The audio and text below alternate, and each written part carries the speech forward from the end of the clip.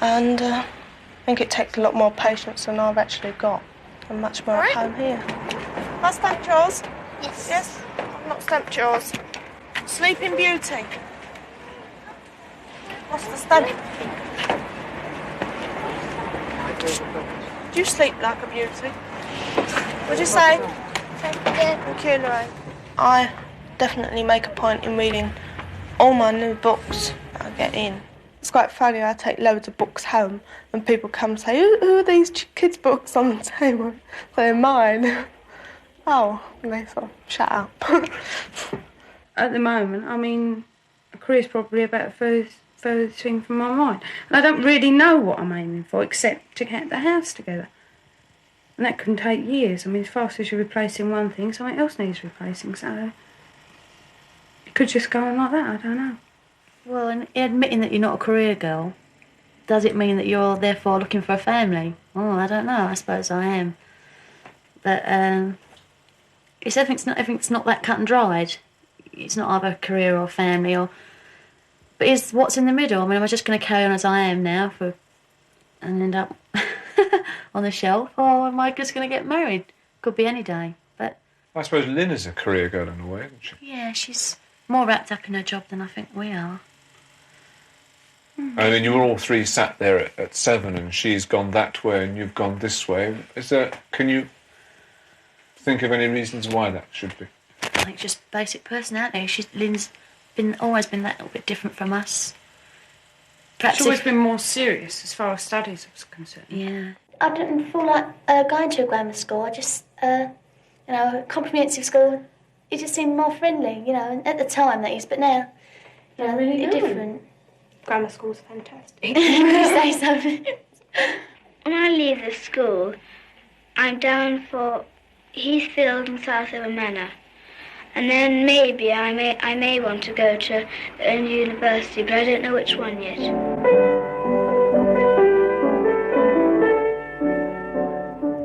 This is Susie, the product of a private education and wealthy parents.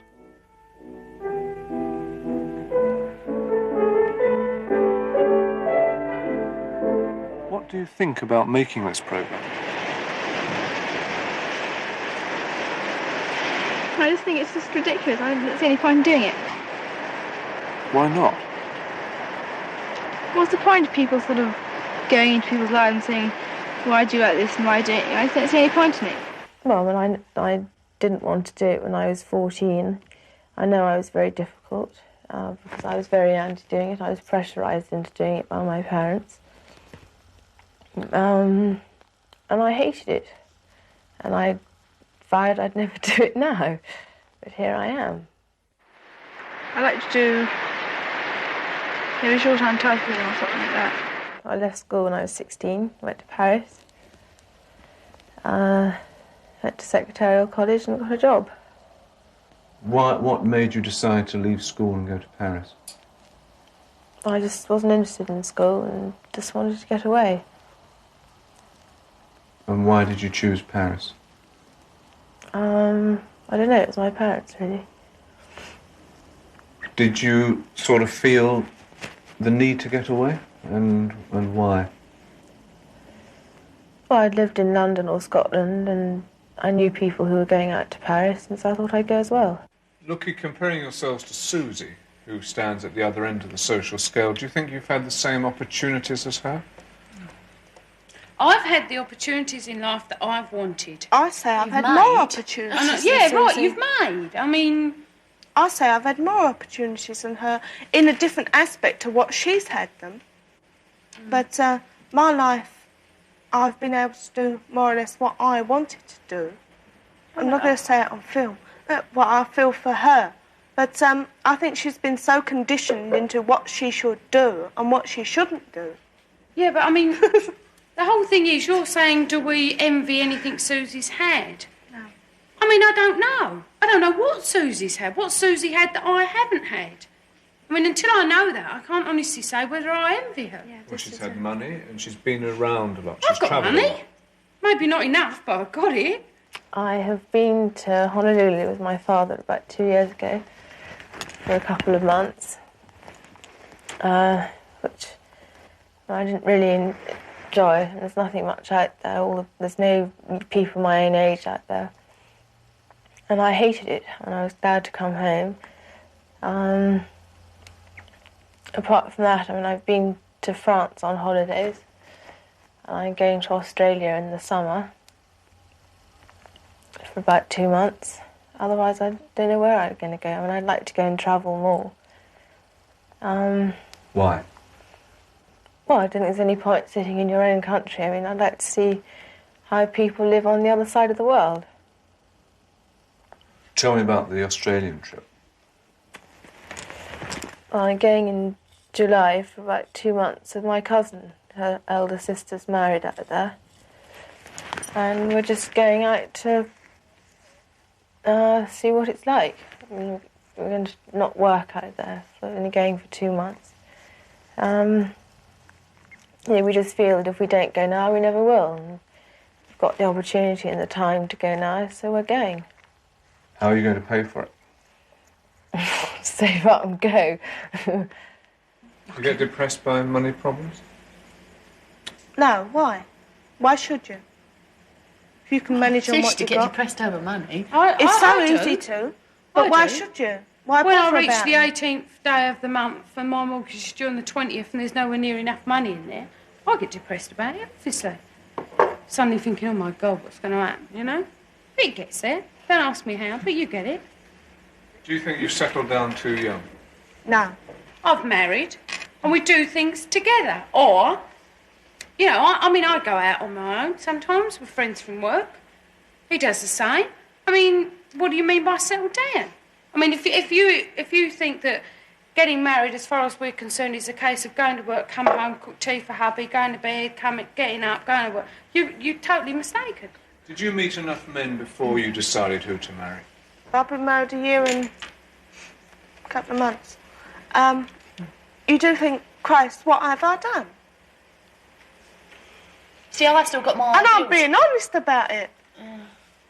I must think it's the same. You think, at times, you think, Christ, what have I done? Then again, But then marriage just means a different thing to me. I've still got my ideals about marriage. I don't know what it's all about, obviously. So I've still got pictures of cosy evenings indoors. Yeah, I mean, it's Cosy evenings indoors with central heating. yeah. Or lack I've of got a it. lot to learn about getting married. I mean, your parents split up soon after you were 14. Mm-hmm. What sort of effect did that have on you? Well, obviously any child going through their parents splitting up age 14 or at a very vulnerable age, and it does cut you up, but you get over it. It's not, there was no point in them staying together for me, because it was worse. I mean, the rise and it's worse. And if two people can't live together, there's no point in making yourself, even for the sake of children. What is your attitude towards marriage for yourself? Well, I don't know. I mean, I haven't given it a lot of thought because I'm very, very cynical about it. But then, you get a certain amount of faith restored in it. But I mean, I got friends and their parents are happily married, and so it does put faith back into you. But me, myself, I'm very cynical about it. Why? Because I think it kills whatever love is. I mean, it just seems to go wrong. What do you base that on? Well, people I've seen, people around me. I mean, obviously not a lot of my friends are married. A lot of people who are sort of 20, 30, they all seem to be getting divorced and can't stay together. And at the moment, I just don't really believe in it. Why do you think people can't hold marriages together? I don't know. I mean, I really don't know. I don't sort of sit down and think, analyse marriage. It's not something I've had to come up and think about, whether I was going to get married. And I've got no desire to at the moment. I think 20 is far too young. What was the wedding like? Our wedding. Laugh. I wanted white wedding, all trimmings. And That's what I've been satisfied with. So, very little. But being as we were going into it as a full thing, we went into it. I had an all-white wedding. All white. We were both in white and my bridesmaid was in white. It's a funny day, actually, because I suppose I was up somewhere around the 5 o'clock mark, and I spent all day preparing, well, all morning, I should say, and then sitting around for about 3 hours, just waiting for something to happen. Then when it did happen, I don't remember it happening. So it was just complete confusion, really. It's a nice day, though. Oh, yeah. It was funny, actually. You can imagine some of the comments. And I was pleased I was there. It seemed the right place to be. I mean, I was glad I was at a wedding. I've known her a long while, so... Did anything happen? Anything funny? I can't forget the cake. That was horrific, really, the cake. The wedding... What happened to the wedding cake? I mean, it was sitting right sort of in between Mick and myself. And suddenly the columns just completely gave way and it just all sort of fell into one. It was a nice cake, wasn't it? Yeah, it wasn't bad, actually.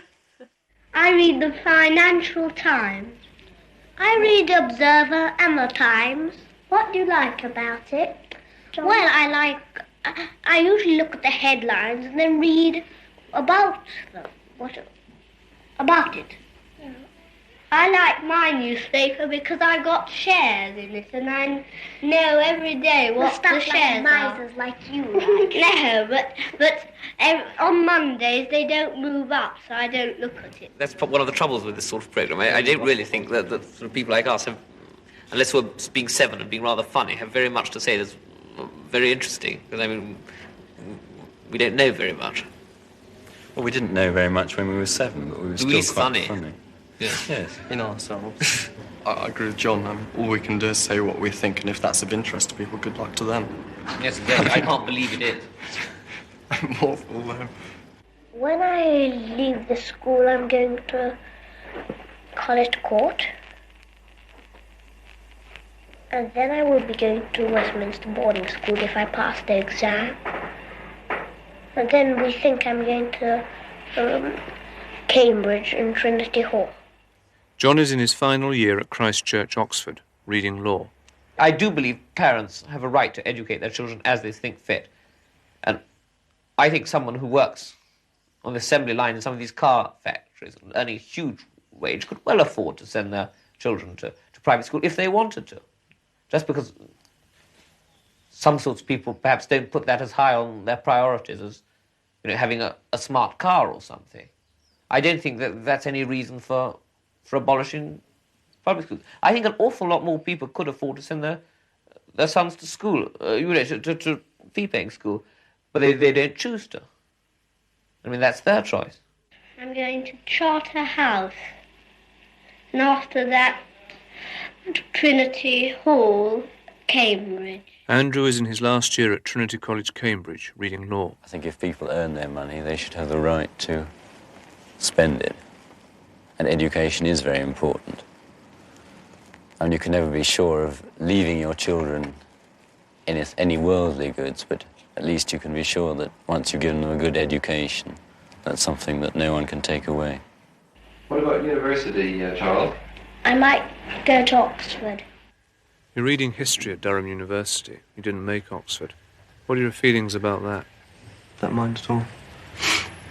In fact, I'd say I'm pleased I didn't, because there's very much a sort of certain Marlborough prep school, Marlborough, Oxbridge conveyor belt. You get shoved out at the end. And when you go to Oxbridge, and it's obviously not true in all cases, but I think for the majority, they mix with the same people as they were with at school and so on.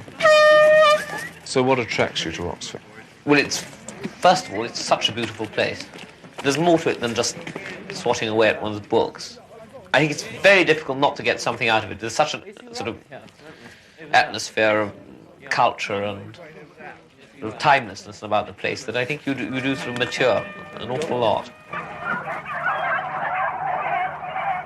So what is beagling? Beagling's well, it's really the hunting of the hare with a pack of hounds. It's done on foot. I mean, a lot of people seem to imagine a day's hunting with either foxhounds or beagles as sort of, unadulterated butchery. I mean, this just isn't true. I wish people had a more realistic idea of what it's about.